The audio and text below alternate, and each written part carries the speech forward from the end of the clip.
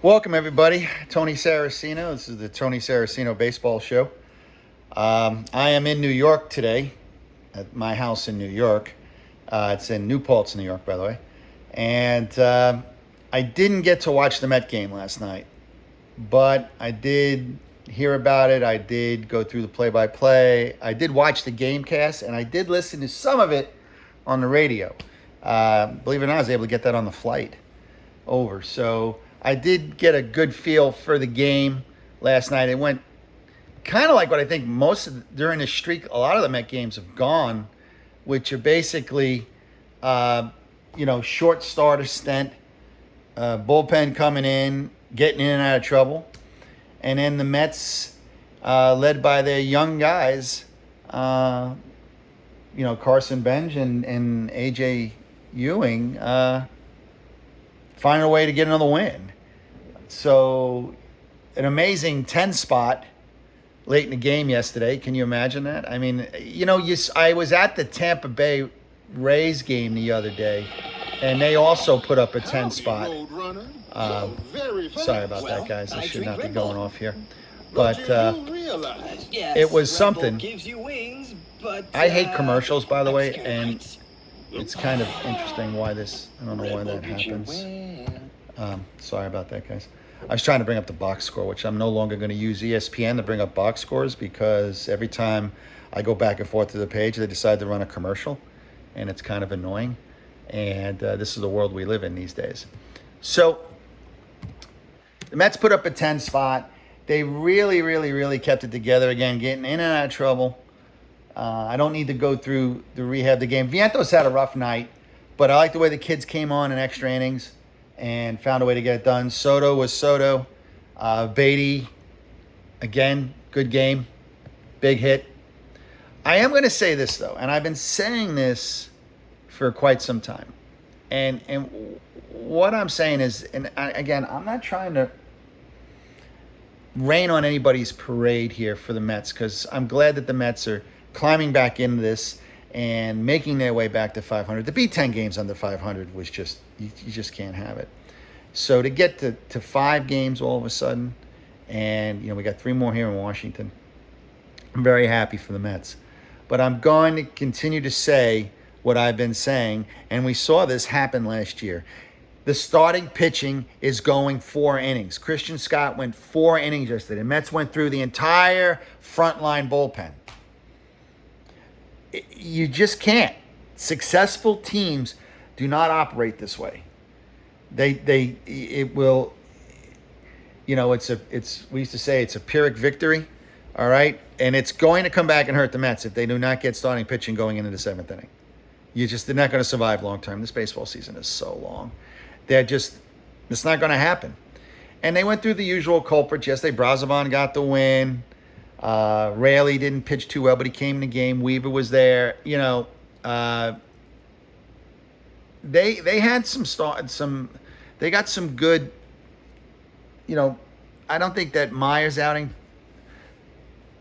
was a great outing for Tobias Myers, but he got the outs when he needed to get the outs, and he kind of limited the damage. Luke Weaver as well. But I mean, this is just playing with fire. These guys are not young. Brazoban is 36 years old. Brooks Raley's 38. Luke Weaver's 32. They've got some innings on these guys. How long are these relievers going to last throwing 100 innings, 110 innings, and think they're always going to have a 2.80 ERA? I mean, it's just not going to happen.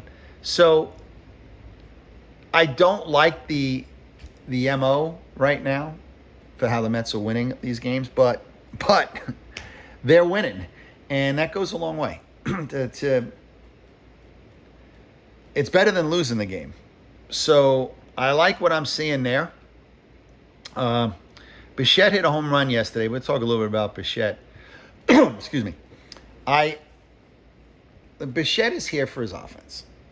He was a horrendous shortstop. And like I said, any of you guys play Stratomatic, you're going to know he was a 4 shortstop with a terrible E rating, which means he had no range and he made a lot of errors. So he's playing third base for the Mets, and he's been adequate over there at best, okay?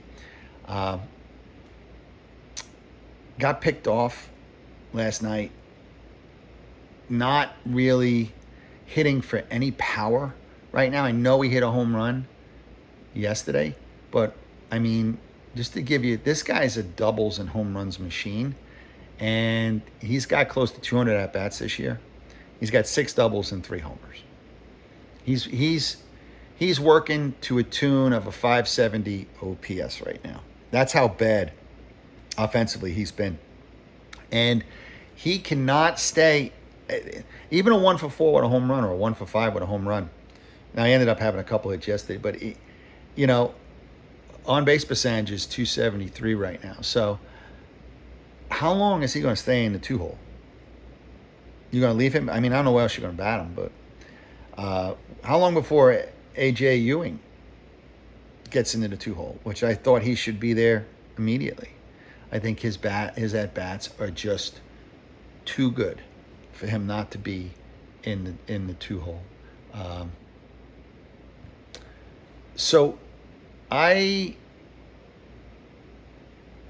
would be concerned about Bichette still, even though I was happy that he got a hit that last at-bat against the Yankees. I was hoping it would start to... I thought he'd play a more cleaner game yesterday. He didn't, even though he had a home run. I would keep an eye on him very, very closely. The Mets don't have really a big margin for error right now, and they're blowing out their bullpen bit by bit every day. You've got A.J. Ewing. I mean, this guy's got a 467 on-base percentage. Okay? This is a 21-year-old who's coming up to the plate with the type of plate discipline of a Tony Gwynn or Wade Boggs. I mean, seriously. He's walked 7 times already. Now, he struck out 7 times, which he had a couple of rough at-bats early in the game yesterday. But he's something. When you can command the strike zone like that, how long can you keep him in the 8th spot? I mean, a 400 on-base percentage today nets you $35 million a year, without the home runs. That's how rare these on-base percentages are when you're in rarefied air when you're up there over 400. And he's at 467, and Bichette's under 300.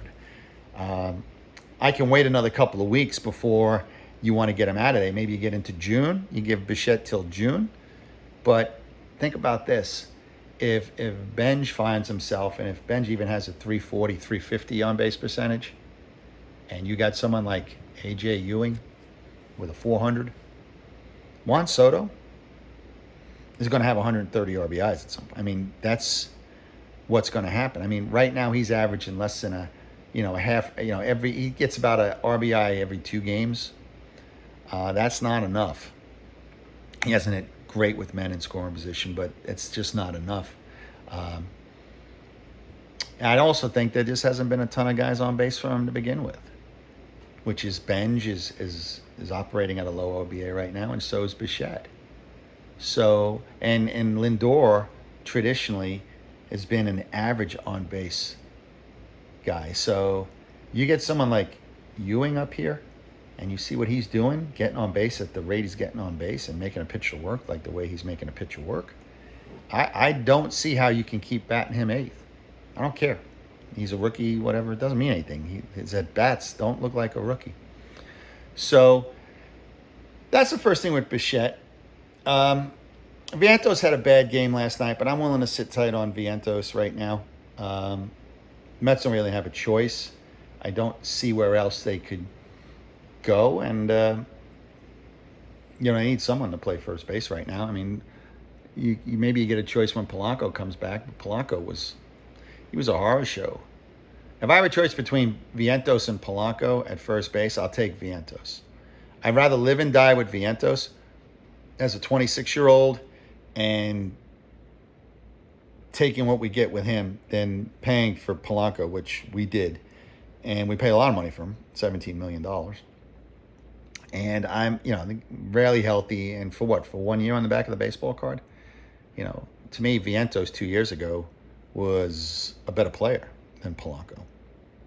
I mean, any Met fan will tell you, when they went to that run in the postseason, he was a best or second best offensive player. So tonight, very important game from the standpoint that it's Nolan McLean. I hate to put the type of pressure on a rookie like this to go out and pitch a game where you got to give me 7 innings, 6 2/3. Another extra inning game. Mets played tons of them. Mets played more extra inning games than anybody else this year. And it's interesting with the young kids and the way they run.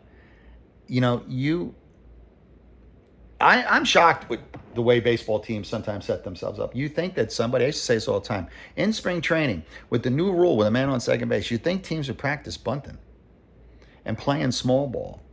There's going to come 25 games, 30 games over the course of the season where you can have a direct impact to win that game by putting pressure on a defense, being able to get a bunt down, and being able to run.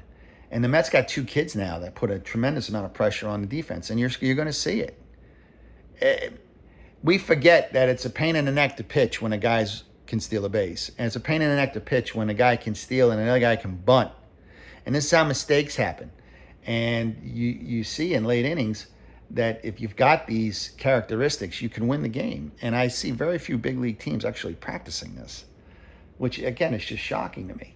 But Mets have got that right now with these 2 young kids. And, they're winning the extra inning games. They play a lot of them. They go through a ton of pitches. So you get someone like Nolan McLean, and he's got to throw 7 innings today. He's got to save the bullpen. He did last time, and he didn't have his best stuff. So we're going to see tonight if he can go out there, and whether he's got his best stuff or not, can he give you a good, strong 7 innings? If they can, the Mets will win this game. And if they can win this game, all of a sudden, 500 is really, could be at the end of the week. I'm Tony Saraceno. This is my baseball show. It's about the Mets. Let's go Mets. I'll see you later, everyone.